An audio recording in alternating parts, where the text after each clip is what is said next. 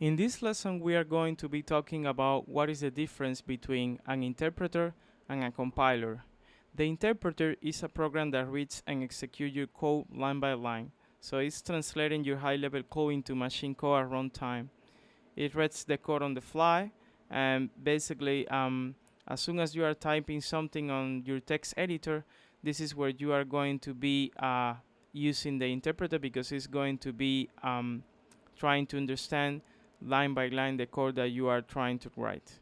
And with the difference of the compiler, also translates the high level code into machine code, but in this case before execution. So basically it's going to generate an executable file that can be run directly by the computer, in this case by machine code.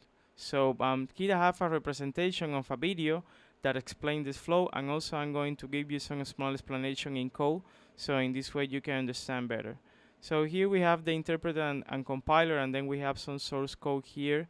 We are doing some variable assignation for a specific object, and then we want to loop over it. So basically the interpreter is going to be taking one by line all that code, and then is going to make the interpretation, and after this happens, this is going to be entered into the phase of compilation and optimization by the compiler, and after this the machine code is going to be generated, and basically the computer is going to be able to understand what you want to code.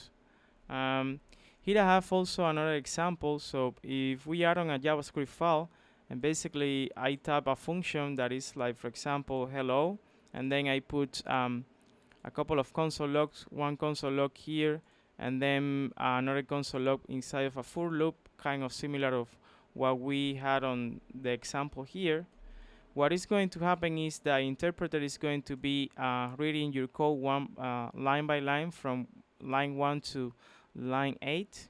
And what I'm doing here is I want to console hello world, and then I want to for on 5 iterations, and per each iteration I want to show a console showing the number of counts that I have. For the purpose of this video, I'm using an extension that is called Quokka, so that's why you can see that I have here the results.